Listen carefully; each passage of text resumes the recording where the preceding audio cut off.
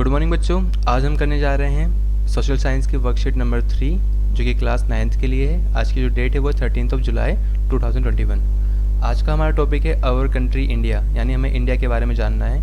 India के बारे में क्या क्या चीज़ें यहाँ पे दे रखी है, पहले उसको रीड कर लेते हैं। यहाँ पे लिखा है कि India is a vast country. India एक बहुत बड़ी कंट्री, आपको पता ही है इंडिया का जो एरिया काफ़ी बड़ा है। ये लिखा है lying entirely in the northern hemisphere. तो जो इंडिया का जो पूरा जो पार्ट है, यानी पूरी इंडिया जो हमारी आती है वो पूरी नॉर्दर्न हेमिस्फीयर में आती है। अब देखो जो अर्थ होती है उसको जो इक्वेटर है वो 2 पार्ट्स में डिवाइड करता है, 2 इक्वल पार्ट्स में। ऊपर वाले को बोलते हैं नॉर्दर्न हेमिस्फीयर, नीचे वाले को बोलते हैं साउदर्न हेमिस्फीयर। सो इंडिया क्या है, नॉर्दर्न हेमिस्फीयर में आती है।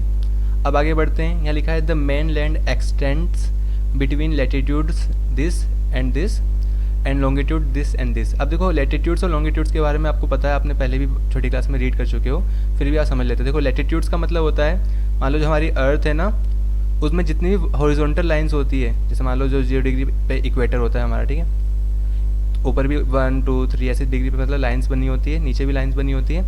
ऐसी हॉरिजॉन्टल लाइंस को जो ईस्ट से वेस्ट डायरेक्शन की ओर मूव करती हैं, इनको बोलते हैं हम लैटिट्यूड्स, ठीक है।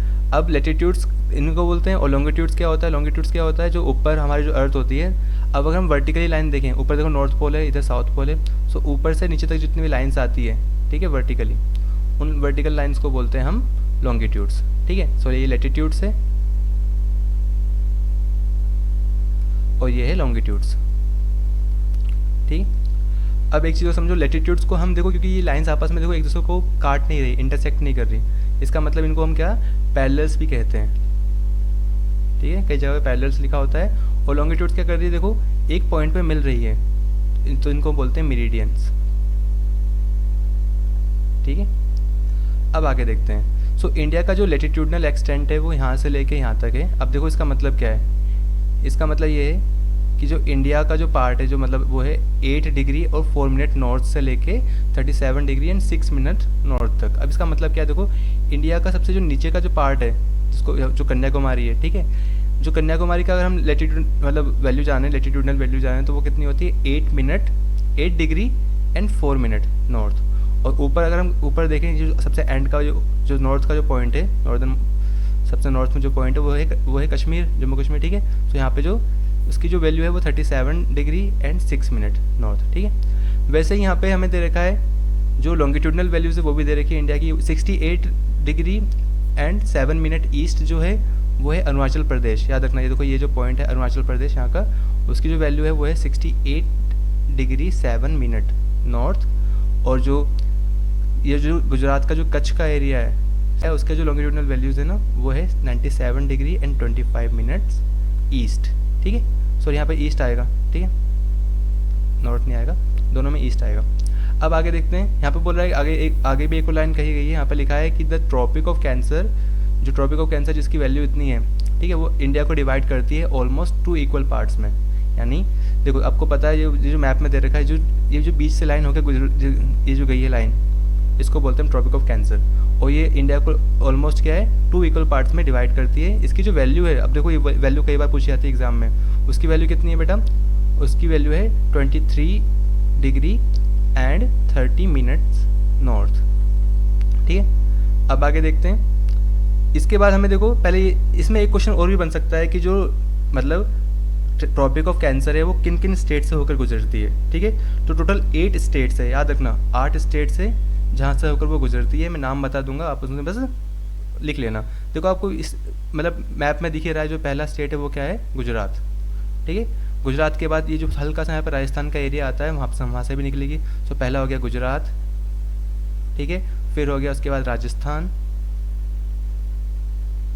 ठीक है। थोड़ा आगे बढ़ने के बाद हमें क्या मिलेगा, मध्य प्रदेश, सो आएगा MP, मध्य प्रदेश, ठीक है। उसके बाद थोड़ा और आगे बढ़ेंगे तो देखो मध्य प्रदेश के थोड़ा आगे जाने के बाद हमें मिलेगा यहाँ पे छत्तीसगढ़, ठीक है।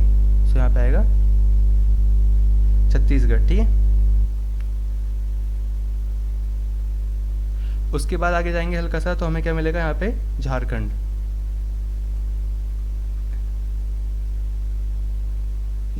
और झारखंड से थोड़ा आगे जाएंगे तो हमें क्या मिलेगा, वेस्ट बंगाल। सबसे एंड का जो पॉइंट है झारखंड यहाँ पे है, वेस्ट बंगाल आगे, तो यहाँ पे वेस्ट बंगाल लिख सकते हैं हम। उसके बाद यहाँ पे बांग्लादेश आ जाता है, तो यहाँ पे कोई मतलब इंडिया का पार्ट तो है नहीं। फिर आगे बढ़ेंगे यहाँ पे, तो ये जो पार्ट है छोटा सा, ये क्या है आपका त्रिपुरा, और जो लास्ट का ये जो पार्ट आपका बचा है वो क्या है आपका मिजोरम। तो एक क्वेश्चन ये भी आ सकता है कि जो ट्रॉपिक ऑफ कैंसर है वो कौन कौन से स्टेट से होकर गुजरती है, तो टोटल कितने 8 स्टेट से, गुजरात, राजस्थान, मध्य प्रदेश, छत्तीसगढ़, झारखंड, ठीक है, वेस्ट बंगाल, त्रिपुरा और मिजोरम। आई होप आपको इतना समझ में आया होगा। अब हम आगे देखते हैं। आगे यहाँ पे लिखा है कि जो लैंड मास ऑफ इंडिया है has an area of 3.28 million square kilometre, यानी जो हम एरिया, अगर हम इंडिया के लैंड मास की एरिया की बात करें तो वो है 3.28 मिलियन स्क्वायर किलोमीटर, जिसको हम 32.8 लाख स्क्वायर किलोमीटर भी लिख सकते हैं, ठीक है। इसके बाद दे रखा है India's total area accounts for about 2.4% of total geographical area of the world, यानी अगर हम पूरे वर्ल्ड की बात करें, मान लो पूरा वर्ल्ड है जिसका पूरा ज्योग्राफिकल एरिया 100% है, ठीक है, तो उसमें से जो इंडिया का जो पार्ट है वो कितना है 2.4%, ठीक है। उसके बाद आगे बढ़ते हैं। यहाँ पे लिखा है कि India is the 7th largest country of the world. याद रखना, इंडिया 7th लार्जेस्ट कंट्री है। इंडिया से जो ऊपर है वो 6 कंट्रीज़ और है जिनका जो एरिया है इंडिया से बड़ा है। सबसे पहले हम बात करें, आपको पता होना चाहिए कि वो कौन कौन सी कंट्रीज़ है, तो जरा उसके बारे में हम थोड़ा पढ़ लेते हैं, ठीक है। सो जो फर्स्ट नंबर पर जो कंट्री आती है जिसका जो साइज़ है, जिसका एरिया है सबसे ज़्यादा बड़ा है, वो आपको पता है वो है रशिया। रशिया साइज़ में सबसे बड़ी है, ठीक है। उसके बाद सेकेंड नंबर पर क्या आती है, सेकेंड नंबर जो कंट्री है वो है कनाडा, ठीक है, CANADA, कनाडा। थर्ड नंबर पर आपको जो कंट्री सबसे बड़ी है वो है USA, United states of America. Fourth number पे आती है बेटा चाइना, ठीक है। फिफ्थ नंबर पे आते हैं ब्राज़ील, ठीक है, और सिक्स नंबर पे आती है ऑस्ट्रेलिया, ठीक है। सो ये 6 ऐसी 6 कंट्रियाँ हैं, जो कंट्रीज़ है जो जिसका जो मतलब लैंड का जो एरिया है वो इंडिया से बड़ा है। फिर 7th नंबर पे क्या आती है, इंडिया, याद रखना। सो इंडिया का जो लैंड मास है, यानी जो हम एरिया की बात करें तो इंडिया क्या है वर्ल्ड में 7th नंबर पे आती है। सबसे फर्स्ट पे क्या है, रशिया है, सेकंड पे कनाडा, फिर USA, फिर चाइना, फिर ब्राज़ील, देन ऑस्ट्रेलिया, और फिर 7th पोजीशन पे आती है इंडिया, ठीक है। इसके बाद हमें जो दे रखा है वो देखिए ध्यान से, हमें जो दे रखा है कि जो लैटिट्यूडनल और लॉन्गिट्यूडनल एक्सटेंट की बात करते हैं इंडिया की, उस वो में क्या यहाँ पे क्या दे रखी है, इज़ अबाउट 30 डिग्री। तो यहाँ पे हम देखें, अगर हम ध्यान से देखें तो अगर हम बात करें ईस्ट वेस्ट एक्सटेंट की, अब ईस्ट वेस्ट एक्सटेंट की बात मतलब यहाँ देखो, ये जो पोजीशन है यहाँ पे ये क्या है, ये डायरेक्शन क्या है, ये ईस्ट में है और ये क्या है वेस्ट में। अब ईस्ट से वेस्ट तक का अगर हम देखें कि कितना जो डिस्टेंस है इंडिया, मतलब कितना किलोमीटर का डिस्टेंस, तो आपको पता है यहाँ पे लिखा हुआ है, यहाँ पे वैसे तो पिक्चर ब्लर आ रही है पर आपकी जो बुक में लिखा हुआ है वो है 2933 किलोमीटर, ठीक है। और अगर हम नॉर्थ से साउथ तक का डिस्टेंस की बात करें, यानी कश्मीर से लेकर कन्याकुमारी तक की बात करें डिस्टेंस का, तो हमें दे रखा है 3214 किलोमीटर, ठीक है। सो ये नॉर्थ मतलब ये हमारा ईस्ट से वेस्ट और नॉर्थ से साउथ तक का जो एक्सटेंट है वो यहाँ पे बता रखा है कि कितने कितने किलोमीटर का है। अब आगे देखते हैं यहाँ पे क्या दे रखा है, यहाँ पे दे रखा है कि from Gujarat to Arunachal Pradesh there is a time lag of 2 hours. अब देखो काफ़ी इंपॉर्टेंट बात ले रखी है यहाँ पे, जो टाइम लैग होता है वो अरुणाचल प्रदेश और गुजरात के बीच की अगर हम बात करें तो वो क्या है 2 आवर्स का है। आपको ये बात तो पता ही होगी कि जो सन होता है वो कहाँ से निकलता है, ईस्ट डायरेक्शन से निकलता है और वेस्ट में सेट होता है। अब ईस्ट से अगर निकल रहा है तो सबसे पहले जो सन राइज होगा वो कहाँ होगा, इस जगह पे होगा जो कि अरुणाचल प्रदेश है, ठीक है। अरुणाचल प्रदेश को इसलिए हम बोलते हैं the land of the rising sun, ठीक है, the land of the rising sun. अब यहाँ पे सबसे पहले सूरज उग रहा है और सबसे जब एंड में कहाँ पे मतलब राइज होगा, गुजरात में, यानी इसके इन दोनों के बीच जितना डिफरेंस है ये क्या है 2 आवर्स का, मतलब एक तरह का टाइम लैग है।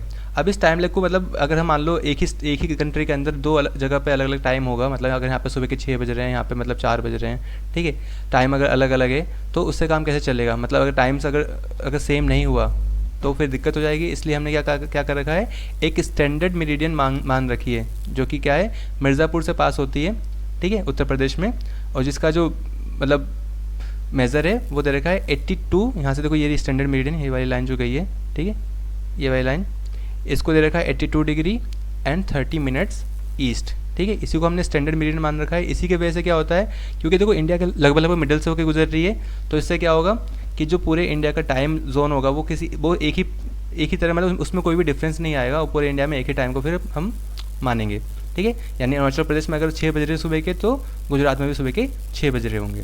ठीक है, यहाँ पे इतना समझ में आया। अब आगे देखते हैं, यहाँ पे हमें कुछ क्वेश्चन आंसर दे रखे हैं, हम उनको सॉल्व कर लेते हैं। यहाँ लिखा है after answer the following questions. अब पहला जो क्वेश्चन दे रखा है वो आपको क्या दे रखा है, why 82 degree and 30 minute east has been selected as the standard meridian of India. अभी हमने ऊपर डिस्कस किया है, इसको देखो याद रखना। अब हमें पता है कि जो ये है 82 डिग्री एंड 30 मिनट ईस्ट जो है, इसको हमने स्टैंडर्ड मेरिडियन माना है इंडिया का। क्यों? क्योंकि ताकि किसी भी तरह की कोई कन्फ्यूजन ना रहे टाइम को लेकर, मतलब जो टाइम हो पूरे इंडिया के अंदर एक जैसा यानी सेम टाइम दिखाए, इसलिए हमने इसको स्टैंडर्ड मेरिडियन माना है।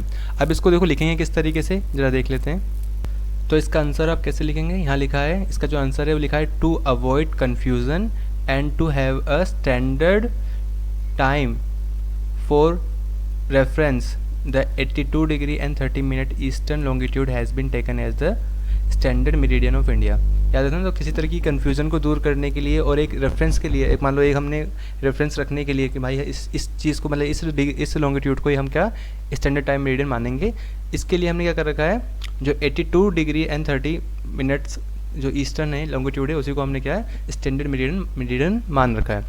अब आते हैं हम क्वेश्चन नंबर सेकंड पे। यहाँ सेकंड बोल रहा है why is the difference between the duration of day and night hardly felt at Kanyakumari but not so in Kashmir.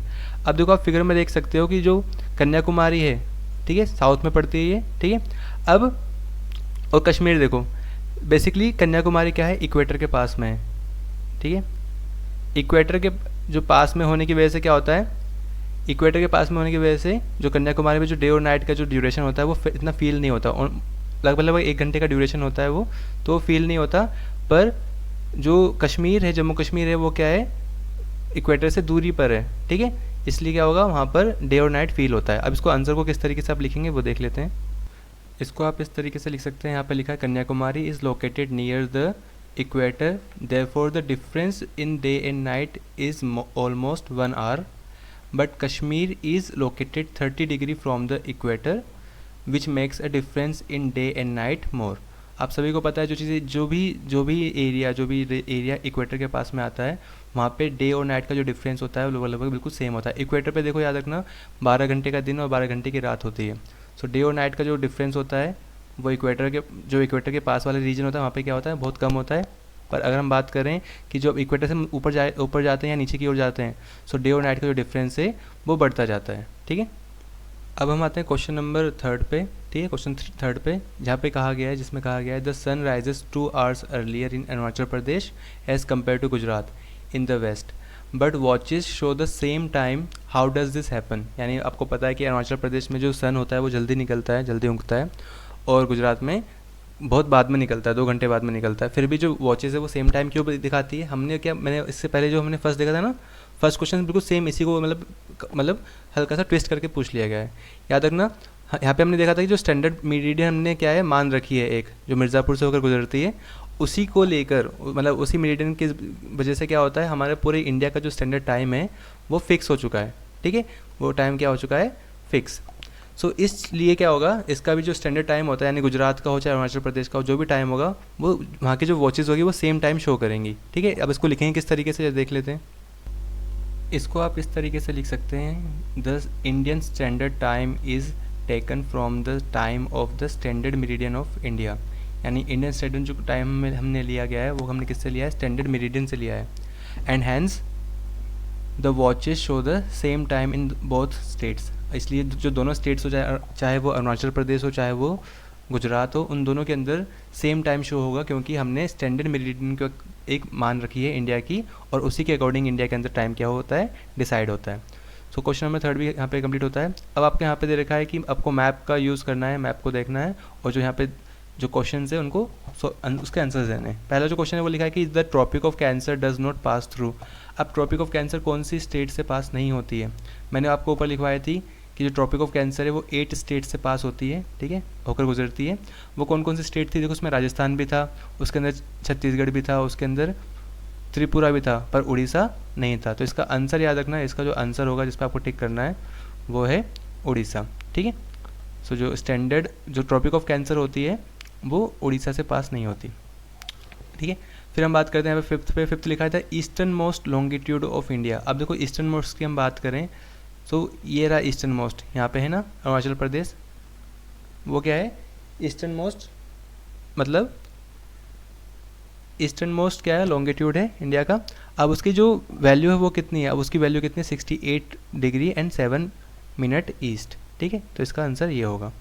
अब आते हैं अगले क्वेश्चन पे जो कि क्वेश्चन नंबर 6 है। क्वेश्चन नंबर 5 में पूछा है द ईस्टर्न मोस्ट लॉन्गिट्यूड, यहाँ लिखा है the eastern most longitude of India is. अब ईस्टर्न मोस्ट लॉन्गिट्यूड की अगर हम बात करें तो वो कौन सी होती है। अब अगर फिगर में आओ जरा ऊपर चलते हैं, फिगर में यहाँ पे दे रखा है जो अरुणाचल प्रदेश है वो सबसे ईस्ट में पड़ता है, ठीक है। तो उसकी जो ईस्टर्न मोस्ट जो उसकी जो लॉन्गिट्यूडनल वैल्यू होती है वो तो 97 डिग्री 25 मिनट्स नॉर्थ। और जो गुजरात का जो कच्छ का एरिया है उसकी वो क्या है वेस्टर्न मोस्ट पॉइंट है जिसकी वैल्यू होती है 68 डिग्री एंड 7 मिनट नॉर्थ, ठीक है। अगर वीडियो की स्टार्टिंग में अगर यहाँ पे कुछ मतलब मिसप्रिंट या कुछ गलत बोल दिया होगा तो उसके लिए माफ़ करना। पर ये चीज़ पता होनी चाहिए कि जो अरुणाचल प्रदेश होता है उसकी जो लॉन्गिट्यूडनल वैल्यू होती है वो इतनी होती है, और जो कच्छ का यानी गुजरात का जो कच्छ वाला रीजन होता है, रीजन एरिया होता है उस वहाँ पे जो वैल्यू है वो इतनी होती है, ठीक है। फिर आते हैं अगले क्वेश्चन पे। अगला क्वेश्चन बोल रहा है find out the longitudinal and latitudinal extent of your state. यानी आप जिस भी स्टेट में रहते हो, आपका जो भी स्टेट है, चाहे बिहार हो, पंजाब हो, हरियाणा हो, मध्य प्रदेश हो, आपको उसकी लॉन्गिट्यूडनल और लैटिट्यूडनल दोनों एक्सटेंट लिखने हैं। तो यहाँ पे मैंने बिहार का एग्जांपल लिया है। यहाँ पे बिहार की जो लॉन्गिट्यूडनल एक्सटेंट है वो यहाँ पे गिवन है, ठीक है। 83 degree 19 minute and 50 second east और 88 degree 17 minute and 40 seconds east, ये लॉन्गिट्यूडनल एक्सटेंट लिखा हुआ है यहाँ पे, और यहाँ पे लैटिट्यूडनल एक्सटेंट, ठीक है। आप इसके अलावा चाहे तो उत्तर प्रदेश, चाहे पंजाब, चाहे हरियाणा, आप चाहे तो दिल्ली भी, उनकी भी जो लॉन्गिट्यूडनल और लैटिट्यूडनल एक्सटेंट है वो सर्च करके लिख सकते हैं, ठीक है। तो इस तरह से आपकी जो वर्कशीट है यह कंप्लीट होती है। आई होप आपको वीडियो पसंद आई होगी, और आपको अगर वीडियो पसंद आई है तो वीडियो को लाइक करना, और हमें सपोर्ट करने के लिए चैनल को प्लीज़ सब्सक्राइब कर लेना। मिलते हैं अगली वीडियो में, तब तक के लिए stay safe and keep learning.